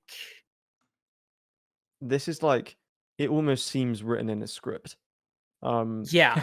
Marved, like, in fact, the script, I feel like this has been written and continuing it, like, Marved subs in, like, an international event last minute and clutches, like, a 1v4 He's a new like, into the JKS. grand final. Like, actually. I think that would be an incredible storyline, but this is perfect for Marved, I think. Yeah. He doesn't want to play full time. If he, we know he's ice cold in the clutch. If he needs to sub in, yeah, and from the cloud factor, it does make sense for both. Have a buyout, so he should just sign with them. Right? I mean, even C9 didn't want to sign Marved, so I think he's asking for pretty decent amount. But I feel like Sen will pay it though. Yeah, true. I mean, that's Sentinels for you. Yeah. So those Twitter likes, they got to pay for something. True. By the way, shortly for the listeners of the podcast, I had a short lag for like 2 seconds. So if you wonder why there was an interruption in the recording, it's because of my internet connection. But we got it fixed. Oh, nice. But yeah, Marved 6th player on any team, but especially Sentinels. Yeah. Dub, in my opinion. I think so too. Yeah. More clout. Marv doesn't have to play all the time. Dub. 100%. Sure.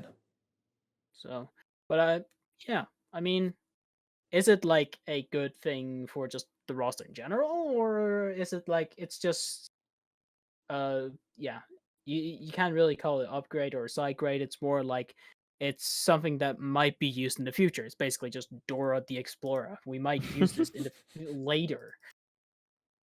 Yeah, I feel like honestly, because imagine somebody said to you at the end of 2022, "Oh yeah, next year, by the way, Marved and Pancada are going to be on the same team." What? Hello? I do think it could make sense. Like, I mean, then again, like, if you have Marved, but you also have Pancada, like, is Marv gonna change roles? Well, Or I mean, is he... supposedly won't be playing. I think Marved would flex though, Yeah, because that's what I he mean, was like, doing he in was the open qualifiers experimenting and on the stuff. Killjoy during the qualifier, yeah. So, I mean, it could be a decent flex, I think we've like only really seen him on smokes generally. Yeah, sure, but I think maybe Pancada and the Sassy thing doesn't work out, and you have Marved on the 6th man, like on the position as a substitute who could like fill in the void if this doesn't work out. Like it's just an option. I think like maybe Pancada needs more hours on Duolingo. Who knows? And then maybe I don't know. Like if Pancada has some issues and he can't play, you have Marved who is like a insane replacement to fill the controller role. And if the Pancada Sassy thing doesn't work out for whatever reason, they have a 6th man who can just become a player on this, like on the roster, on the starting roster. I think that's just a very smart move. Like it's a very good player. Even though I hope that this entire thing works out, and they look promising, so I still think they will. Yeah, and it's like Giga Clout as well. I mean, you have Tens, Sassy, Pancada, and Marved. Like, that's like you have the NA Giga Clout and the Brazil Giga Clout. Like, that's all you need. That's all you need. So, yeah, W move. From Sam, if it does come through. Is Marv living in Los Angeles? No, I don't think so. He's in Canada at the moment, is in Canada, yeah. But he has to move to Los Angeles for VCT because it's a rule that the 6th man has to be on the venue for each of the games. Right. Yeah, I mean it isn't in EU, so it could be possible. It's also not really like enforced in NA, because like in EU for the first year, people are allowed to like live elsewhere. They just need to have like like transport that can quickly get you over to Berlin. Yeah, but I feel like it was something like he has to be there on match day. Kind of. I felt like this was what Kojo was saying, like that they have to fly in for the match day. Like, of course, Marv can do that from Canada, but do you want to fly into Los Angeles from Canada once a week? I think he'll probably live there. It depends on like the plane tickets, I guess, for Sentinels. I feel like Marv, Yay, who else? Other 6th men can just get a house together and just, you know. The Cloud house for the 6th man for the substitutes. Imagine this like Yay Marv Cloud. Sounds like a team which could win a major. Make a series of like all the 6 men just being in a house together and just being sad that they aren't being picked in. Yay Marved, Thwifo, Cupid, and then the 5 other EG players who are like doesn't sound too bad to me. Nah, like they aren't even in the house. They have a little like doll house outside where they just live. The dog kennel. Yeah. They just have the dog kennel. And speaking of EG's 10 players, these transitions are just so perfect. Amazing. Like actually, evil geniuses have lived up to their name. They are truly the evil genius. All right, finally they are. One thing. Finally. Did you guys see the sponsor that they got? I forgot the name of it, but it's a fuel company who has been very big in greenwashing. So not very good, not very pog, and I laughed my ass off when like it said like the official fuel sponsor for EG. I'm like, do they really need that? It's so Because I'm funny pretty sure everything in esports runs via like electricity. Yeah, is it and this there's one? like Is this a more power sustainable pixel? ways of doing it. people were like, No, it's oh, like something with No. C. EG. I mean, yeah, then they don't have any clout, but they're so sustainable and they do great things with their rosters. Hello, like Yeah. League of Legends, CS:GO, Yeah. now I mean, like Valorant. it has just Chevron. There we go. Chevron. Very sus company. That's all I'll say. Yeah. But the actual EG drama that was the Yeah. big talk of the town this week. I feel like is we actually that- need to like start off with like talking about the management, because overall, from what everybody has said in separate esports, the management is fucked. What, of Totally EG? like, yeah, EG. I mean, you've heard like yesterday, I believe it was yesterday, when like the like article or like really long text about everything that happened to Danny in League of In Legends League of Legends, yeah. came out. And then there's also Naf, who was talking about the EG management in CS, yeah, where true, like true. he would never work with them, basically. Yeah, chat So it just agreed feels as like well. everything is just falling apart inside of EG, that's for sure. And like they don't change anything. They've like been called out about like management being shite, and instead they what was it? Somebody like retweeted the fact that they like got a instead they just got some sort of like, oh god, where is it? Twitter search is so bad, I can They never find hired anything. someone out of nowhere. Okay, it wasn't Mikhail. While Bo finds by it. the way, everybody Yeah. go follow Mikhail. This guy's too funny on Twitter, I swear to God. Okay, while Bo finds that tweet, Yeah. EG in Valorant have now done that. They've been trying to find their 10th player, their final player for their 10-man roster for their B team. And they Yeah. were looking at Ada from Turtle Troop, who's been playing well for them. And by signing them, by signing Ada, they would probably just kind of destroy Turtle Troop from the inside. They decided not to sign Ada. You might think, oh, that's good. Turtle Troop can still kind of continue doing what they're doing. But the problem was that Turtle Troop stopped practicing with him because they thought that the deal would go through. And now, who knows what's happening to their slot? Maybe Bo has a bit of inside information, but if not, who knows?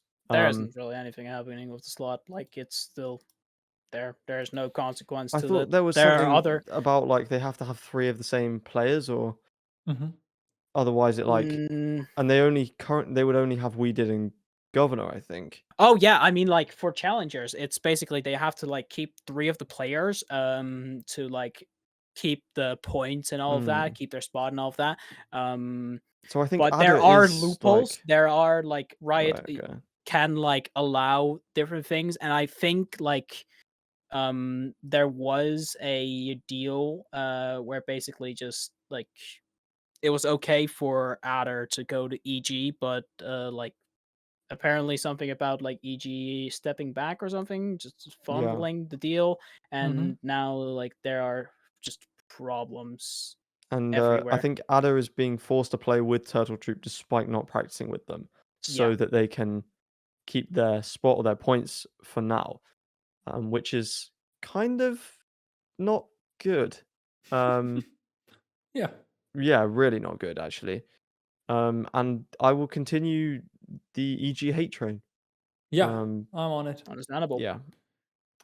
Which is crazy because before the season started, or before the lock-in started, I was hating EG for like all sorts of different reasons. I was just bored to death by their roster, and now like they just come up with these weird decisions. I just found the roster tweet is still boring, but somehow the management is popping off with the content. That's for sure. I just found the article where Nuff, the player for Team Liquid Counter-Strike, is saying like that the EG management is some of the worst I've ever talked to in my life, and Energy Chat replied to that with +1 to that, my brother. So yeah, let that sink in. I mean, this says a lot if a figure in the scene comes out and says that, and like Chat is just agreeing with that publicly. Tells you a lot about EG, and that's and it also tells you a lot about the difference between EG and where he is now, like NRG or Optic. Because if his experience was consistent, then he wouldn't think it was bad. But what's is almost the good out of that is that he thinks NRG is doing it well, or an Optic and EG. Yeah, even though EG are bad, it means that the other orgs are doing it well. So that's good. But EG, I'm going to say it, L org, I will not be supporting. I'm all for the players and getting the North American talent up. But this was not the way to do it. Go fix the thing. I can't find the tweet that I saw, but apparently there's like basically just hired some other guy and basically told this is how we fix EG and not really look at the problem itself, the management. So, but yeah, it's quite the bro momentum. There's also been in the past, like, you gotta remember, Otter has been in contact with EG for so long, and he's like being debated every single time, and now it finally happens, and now it can't happen, and now it's just all in the gutter. Bad management is seems to be the thing in esports at the moment, doesn't it? Especially in NA franchising, because there's another team doing the same thing. Oh god. Quite literally, I wouldn't even see the same. Who must this be? Who must you be talking about? I'm guessing it's going to be like a. Actually, I have no idea. There's nobody else to. I'm talking about Sonics. Well, the Sonics players. They no longer. The Sonics players, Yeah, because the Sonics players and some other players from NA Tier 2 have been trialing with Cloud9 as a replacement for the best player of 2022. And no disrespect to those players. It's just here comes the thing. Course, here comes the thing. I believe it was Rooney who was the IGL for Sonics. Why trial a IGL for Ye's place? And then there's also the things that like the Spanish reporter Alejandro has told, that they are also looking at potentially replacing Vanity. Like they're still 50-50 on that. And you're kind of like this. there's something cooking in Can I say Cloud9. something about the Americas? Like when you think like for the first time NA has a chance in an esport title, they just kill themselves from inside. Like why, man? This hurts Role issues. It's like you said, Bangovic. No disrespect to those Tier 2 players. And they all deserve, their spot. Yeah, I'll be honest. Playing. Okay, I could say this. If like they are putting Leaf back on like Jet, and basically just putting Leaf on like the duelist role, I feel like that's a decent move. And then I low-key think that Nerve might actually be a good pickup, because like this guy is actually pretty good from what I saw. He was like the part from Sonics where I actually was impressed. But the thing is, it's about the management, isn't it? Like the audacity of Cloud9 to say that it's role issues, and then go from Ye to players who did not even qualify to Tier 2, the Tier 2 league. Yeah, and here's that the thing: like crazy. They didn't even want to like pay the salary for Marved, or that's what Jordan was hinting at. No buyout. Yeah, he has no buyout. Yeah, but then again, it's Marved. He's probably asking for some insane salary. I mean, like I wouldn't be surprised. And also like the fact there was like rumors about them trying to get clear from Disguised. But that's maybe also no longer happening, since, like George said, like they just don't want to like pick up players who have buyouts. Yeah, I think Clear had some offers already before joining Disguised, right? So before they even qualified for. So I mean, like, I think he must have tried, of course, to poach him, because like it was Demon 1 and Clear that like DSG had at the start, and it was I believe Exalt replaced Demon 1. That would be a crazy roster. Demon 1, although we haven't really seen Demon 1, but apparently he's really good. Demon 1, Clear, and the other three players they've gone. He's NA something. I could probably say that. C9 role issues, really? I mean, I cannot of course, believe as an org, you don't want to say like we ran out of money, but it's just shame. It's just Rule shameless. issues? Is that seriously the excuse you could Yeah. find? From everything you could have said, like if they just go with this, like okay, they didn't get along with each other. Okay, we get it. But role issues, you get the best freaking. And like the thing is, people keep saying to like everyone who like keep referencing role issues that like they said a bunch of different things, but like even then, like they highlighted the fact of role issues. That's the kind of that's why we take it away. They made a whole 4-minute video about the fact that the roles weren't working, and it's like roles weren't working, and like they found a lot of excuses, and they actually referenced a little bit of like the financial issues. They took a map off DRX. Like the roles weren't working. No, yeah, they were. You took a map off, the team who placed third at champs. Like, it's just, why would you even use that as an excuse? And that's also like a stupid excuse, given the fact that like this was a tournament to test out things, perhaps. Because I would say like the Sadak race thing is also a role, like they try things out. I'm not sure if we're gonna see that going forward. Like, and we don't have to. Like, role issue is just a freaking stupid excuse for what they're trying to hide, which is the financial reasons. And also, like, if you get someone like Ye who could potentially play like Jet in everything, and he didn't even look bad on stage as people make it. Like, I don't know, like it's just he was also the best player still on that team, I think, at this event. So even like it just doesn't make sense. Like regarding Ye, I still have to hope that he might be like joining an EU team. That's the only like that's the only part where I could see it actually makes sense. Like low key Koi maybe, low key Team Liquid maybe. I mean, there's some options, but like if he's willing to, I can also see him just taking a break. I could just see him taking a break and waiting for crazy when you think about it. Yeah. When you think about the mentality around EA, like going into 2023, it was like he was the undisputed best player in the world. Yeah. I don't know of any other like storyline in esports where the undisputed best player in the world is forced to take a break like in this way. There probably is some story, in I don't know, Dota 2 or something like, but I haven't heard of it in this kind of way before. So it will be interesting to see how it you could say a little out, bit like the device situation when he went over to NIP.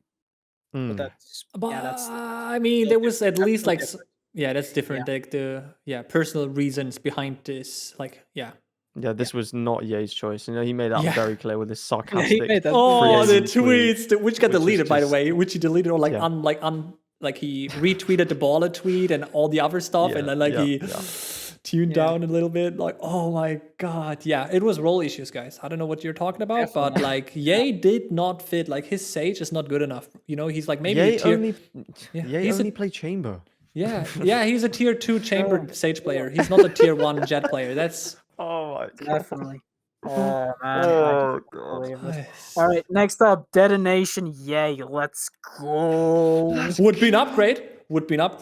It would be an upgrade, unfortunately. Sealed up. Why? You jinxed him to a fucking retirement, man. I cannot believe that. I'm still depressed espresso. That's probably the most disappointed I have been, especially like that Detonation just benching him for the rest of the series. It's like Sealdom has played. Now it's time to bring out, who was it again that they brought out instead? Takajay. Or something. Like everybody thought they were gonna get like a 1BO3 to like have their chance. Like 1BO3 and you're out, but no, it's one map and you're out. That's maybe super off topic, but do you think like some teams really thought like, okay, we won't win that anyway, so we just give some people like some LAN experience just for the fun of it? Could that be a thing? Nah. I don't know. I don't know. Maybe they hadn't really figured out who they wanted as the fifth. So they were like, let's just, give it a try. I mean, content player. Yeah. I heard he's a good Jet, Korean Jet. Jet? Did somebody say Jet going to the Pacific League? Because I know a Jet that's headed to the Pacific League, and his name is Something. Yeah. Okay. I gotta clarify something. Okay. We've known about this Something move happening for a while now, but I just want to make it clear, like it is still in the works. It might happen, might not happen. Who knows? There are a lot of like problems in it, and that's why most of us didn't report it. We just tried Yeah. to avoid it basically to not really like cause any issues. We know But how difficult it is with Russian players. yeah, exactly. So yeah, So it's completely understandable. it's a good move. I'm just interested to see who they will be replacing. And I mean, like, good move if they could get him. But I also feel like if they can get him, that it will leave a sour taste for maybe some of the players. Maybe it was a Yeah. decision that they didn't really like, or I mean, like, it could also just be like, I'll just throw it in the wind. I mean, like Benkai, he looked really good on like the desk and everything at Champions.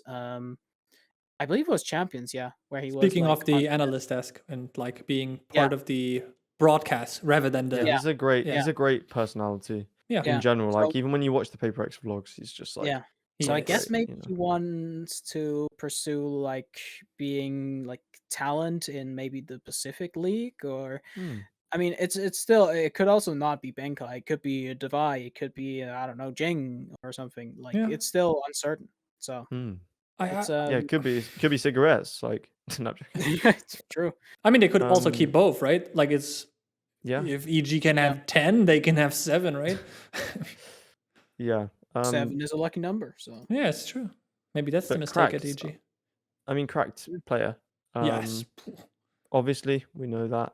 But it'll be interesting to see if he fits. Yeah, I don't really feel that. I don't know. Like this move in general, I understand that if there is this caliber of a player on the market and you have a potential to grab him, that you want to try to reach out to him. But given the fact they have Jing and Forsaken, I don't really know why they would need. What happened? Somebody stop Enzo. He's 2 HP and running and gunning and still killing them. I'm sorry. I just looked back This on guy. like the Apex match. Like everybody's so low on Apex and they still kill him. Also, Focus took the first map, which is surprising. But then again, Mystic was on Raze, so he also said it worked in scrims. And like always, sometimes things don't work in scrims. I have experience in that, that's for sure. Yeah, so it is. But yeah, going back, like, I don't know if it is the move for PRX to bring in a third crack duelist player. If you have 2 crack duelist players, I don't know if this is filling the void they are trying to fill.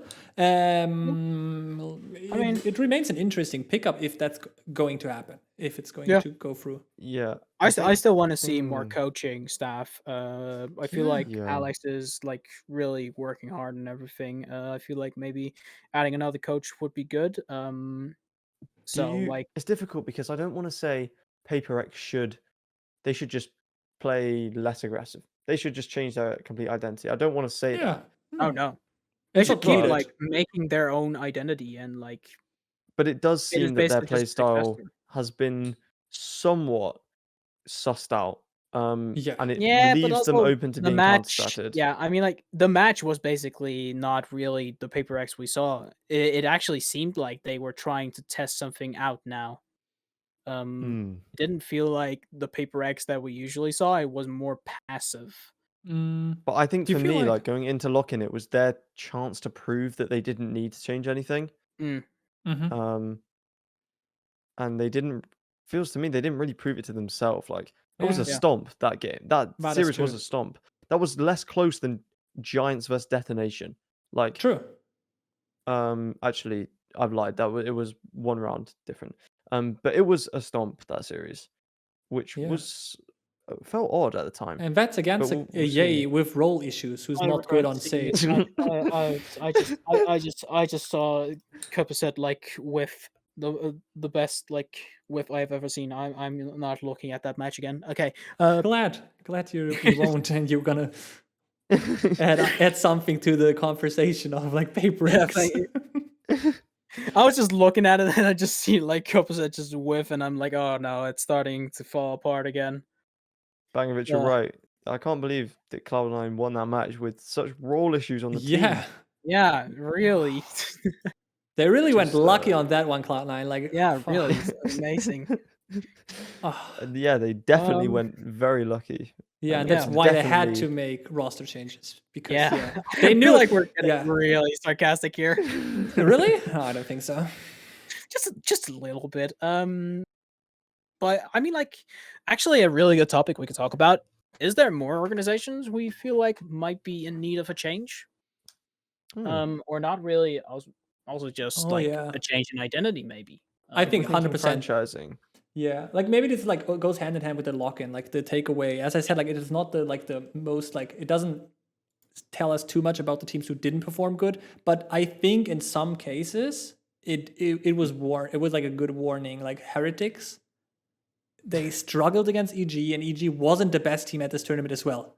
This is like a big like explanation mark, like looking into like, okay, if we can't fix things quickly, we gotta look into roster changes. And like the worst part was like the bomb fragger for a team, Boo.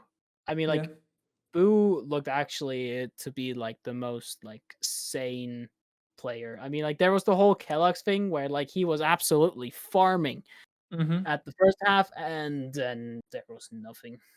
But they still lost that map. Yeah. Yeah, exactly. I mean, he dropped 20 kills in the first half, and they still lost 13-8. Like, that's an achievement. That's impressive. That is impressive. Yeah, it is kind of. Yeah, it is impressive actually. I have a feeling. Sorry, go on. Yeah, I have a feeling Zeta Division might be making a change. Yeah, this is another something that I saw with Zeta Division. It was like the problem between Crow and 10. They were like switching roles. Like on the first map, it was like Crow on the Sova and 10 on the KO. Then it was Pearl, where suddenly Crow was on the KO and now 10 was on the Sova. And you're kind of like, I get that you want to like give everybody like, for example, maybe 10 is better at lineups for Pearl. That might be possible, but like it's still questionable, and I feel like those two might conflict in roles. So maybe it's time to maybe test out a player or two. I think the core of Dep, Sugar Zero, Laz, and 10 has actually a lot of potential, especially after this tournament. Before this tournament, I probably would have said that Sugar Zero, Laz, and 10 is like the core. Yeah. But Dep actually did impress me against Leviathan, so agree. I'll give that to him. But also, I feel like Zeta might be change. Wasn't it Dep who started IGLing now out of nowhere? No, Sugar Zero. Okay. Was it Sugar Zero? Yeah, he tweeted after the game. But I think maybe we are like a bit too harsh on Zeta because it's similar to like the Sentinels thing. Leviathan is such a strong team, and like, okay, they got absolutely dominated on Ascent. I thought that was a troll pick, the Ascent pick.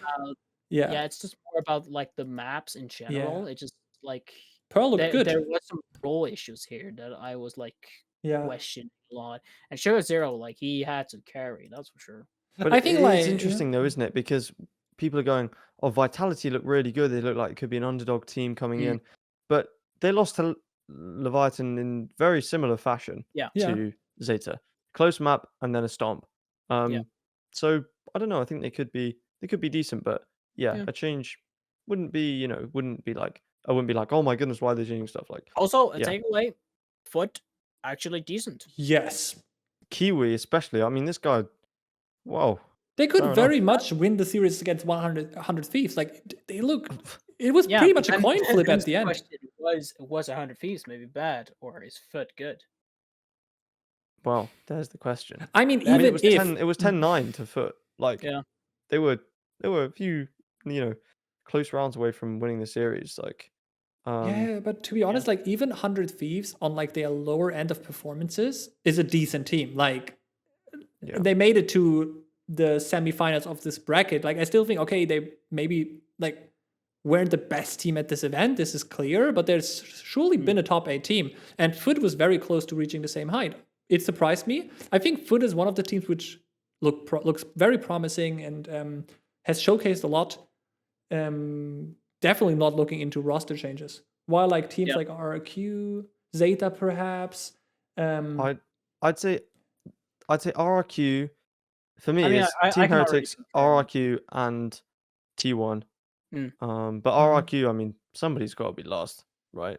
Like, I can already confirm that Fun plus Phoenix is making changes. Okay. I've been hearing some stuff here and there, so they are testing some stuff out. They have even tried out some Aussies, apparently. Interesting. Finding one. To be honest, W. That is a dub because that is a dub. I would love to see some some OC representation That in would be franchising. At least they don't have an org. Get some Also, players in. Why Global not? Esports, they did good against Vitality, and they weren't the full like core roster. Yeah, had they to, used a add sub. Bunty, yeah. Yeah. So I think they're fine. T1, maybe I'd put up there. I don't know. RP looked good. I feel like it was just generally a communication issue for Yeah. T1. But that might be the problem. Maybe they need. It may just be like the fact that either Ban has to sit more hours learning Korean, or it's just like maybe try to see if there's a IGL available who can like maybe. I mean, there's of course like Zest. Oh, imagine. Oh, They get Zest from DRX. Whew. actually low key, but holy. But then again, I don't know if you guys know this, but like the Korean organizations, they have like a fight where they basically try to make sure that like this organization doesn't get talent. It's basically the same thing that happened with Dam1, where Dam1 just did not want to like sell any of their players to Korean organizations. Okay, I see. When, for example, Global came in, they were like, hey, hello. So That's it's just weird. I think T1 is kind of in a similar boat to Liquid in a way that I feel like they had very hard showing on that tournament, and they need to work on certain things. And if they cannot fix it, potentially they have to change something. I still have hope that like seem like a good Sentinel player. That's just he was also on Smokes during the Ludwig Invitational. Okay, interesting. Yeah, something seems to be going on behind the scenes there. But from the names and the talent on both rosters, like T1 and Liquid, in my opinion, I feel like both teams have high potential. But for whatever reason, maybe communication or whatever happened, or it was just day one first match jitters, who knows? Whatever happened there needs to be fixed before we go into franchising. And I don't know, like all 10 players, like from Liquid and T1, I have high hopes on them. They're all super good players. And yeah, whatever happened there on day one, I don't know. Also, Furia looked very good in Team Secret as well. So who knows? I feel like the ones you counted, like, yeah. And we know Karmine Corp are already considering changes. Yeah, I mean, like, I wouldn't expect any changes to happen because, like, there just isn't really like anyone to replace anyone with, I guess. Yeah, I guess they're all doing their own thing in Ascension. Yeah, exactly. Yeah. So. Well, that makes sense. I feel like more like also we actually forgot about this part. Apparently, XQC is signing a roster. That is true. Oh yeah. Very pog. And as far as like I haven't heard any rumors about it being an NA roster. That's like the kind of thing where I was like surprised. I haven't heard like it being Turtle Troop or anything. So I'm kind of feeling like since he's like from the Quebec area, I believe so. Yeah, he's French. I believe he's French Canadian. Yeah. Maybe he is trying to sign maybe like the X Heat roster or the X like Sector 1 roster. Maybe building a roster in France. Look, I think there's more potential for him to sign an org in France or wherever in Europe, let's say, and for them to actually get into franchising than signing an NA org and them getting into franchising. At this point. I mean, other than signing maybe the guard players, but we've now got a boom of like content creators who want to sign rosters in NA, and we're just sitting here like, yay, so happy. Like we don't like here in Polaris, we don't really have like any big content creators who are willing to make an organization. Denmark, we have Jackstyle. That guy, I mean, like he's a big content creator in Denmark, but like Danish content creators, they don't make that much. So that's also unlikely. There's also like, what happened to Myth? What happened to like the roster that Myth was considering? Man, honestly, I checked his YouTube lately, and he kind of fell off, like low key. I don't know, like. It's sad to see, like he was such a successful content creator, but he's not on that high numbers anymore. But probably in a better state of mind, like than other content creators. He's just more following his passion, I guess, and doing what he likes doing rather than following the numbers. So I don't. Myth is no longer doing Valorant, or is he? I think he's just doing variety at this point. Yeah, I think he's just doing whatever strikes him. Yeah. I mean, fair play. He's successful enough, and like he that's probably has saved enough money to like make this worth. He seems like a smart guy. But like speaking of XQC, if he would invest in the EMEA tier 2 scene, which is the only way he could invest in, man, just viewership wise, imagine like. I don't want more viewership for France. That's the kind of problem that I have. Isn't it just more viewership? Like, it's a guaranteed, like, it's a guaranteed 60k. I don't want to pay for the best of ones. That's the problem. But it's a guaranteed plus 60k viewers. Yeah, he would literally take like on 80%. Any match they play. Yes. Yeah, like 80% of the viewership, or like not just 80. It would just be like everyone would just watch those games. I mean, like, here's the thing. Like, you look at, for example, I believe Flynn made like a spreadsheet. 1 second. He sure did. No, not that Flynn. Another Flynn. Yeah, there's so many, by the way. Yeah, it's crazy. European Flynn. I mean, like, look at this. This is like the viewership of like APAC leagues, and then there's Japan. This is gonna be France if XQC signs a roster in France. Then there's like the rest of EMEA who are like down bad. Yeah. That's not gonna look good for us. Oh, I cannot wait for just a bit of quick juice. I can't wait for the Indian scene to start, because I imagine the viewers for that will be Entity was on announced. par. Yeah, Entity Gaming. I think they're big.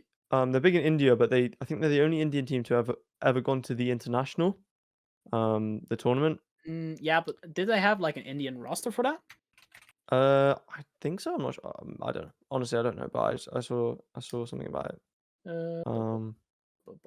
But it's good that scene is getting investment, even though they might not necessarily be the favorites to make it to franchising from Ascension. But with imported players coming in, that will develop the scene, and so Entity. Let me see. Let me cook. No, not really any Indian players. They had Watson, who's from Kazakhstan, a German Stormer, an Austrian named Toby, and Russian, and a Belarusian. So, not really like Indian roster, but like it's very cool to see Entity also join.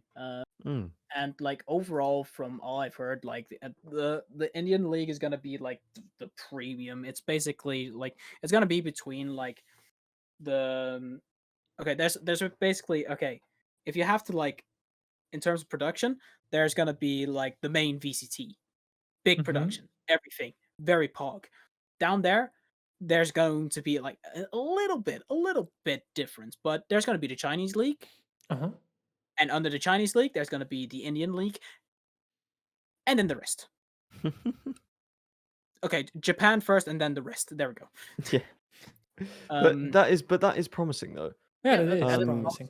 And the Indian scene is developing a lot, and of course, like they also stole Echoes and Doba and all that. That is still so amazing. Oh, by the way, I like the announcement video. Yeah, I liked it more than the cool. EG one. Just I got it. Anything is better than that. Yeah, that's true. But it was actually very good. I was surprised because like the short notice of like Eccles and Doma flying over and everything, then film it, and it was actually a very good promotion. Cinematic. I was just it looked very, very good.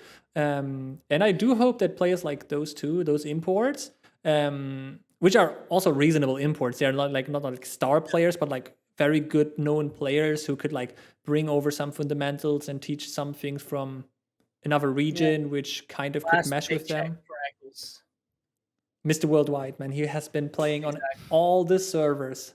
I mean, so like it's always been like a little bit of a running joke, like when does Eccles retire, and he keeps not doing it, and like it's amazing to see.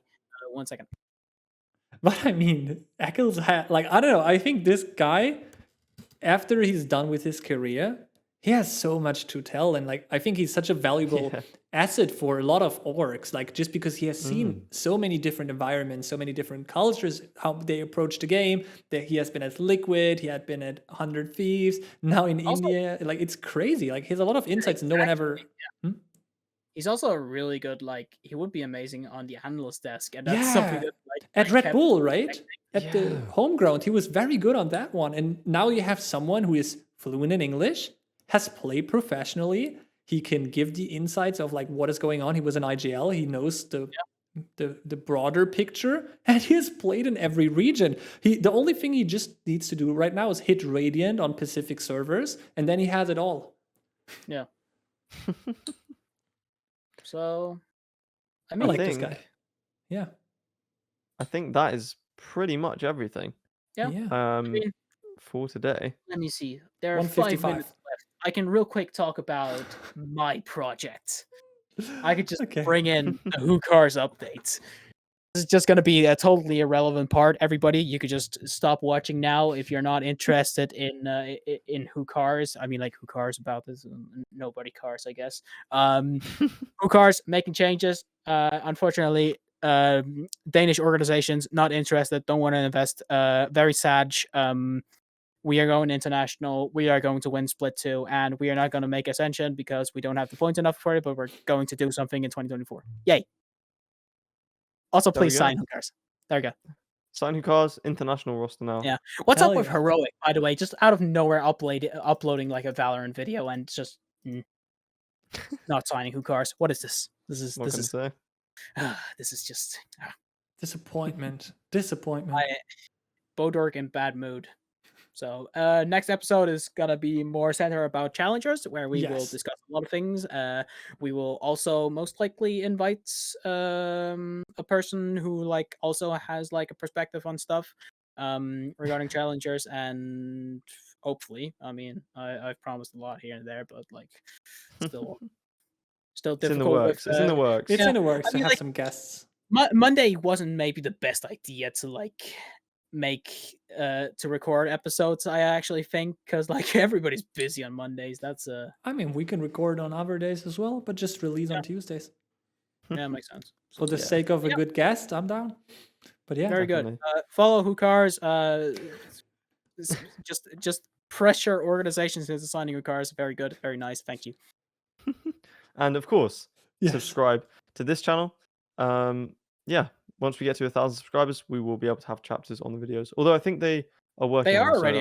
They're already there. So, but just subscribe anyway. Just subscribe anyway. Because you're enjoying the podcast. I hope. Yeah. Exactly. No reasons needed. But yeah, thank you very much for watching, and we'll be back next Tuesday with lots of challengers talk. So, yeah, have a very good week, everyone, and we'll see you in a bit. See you in a bit. Issues.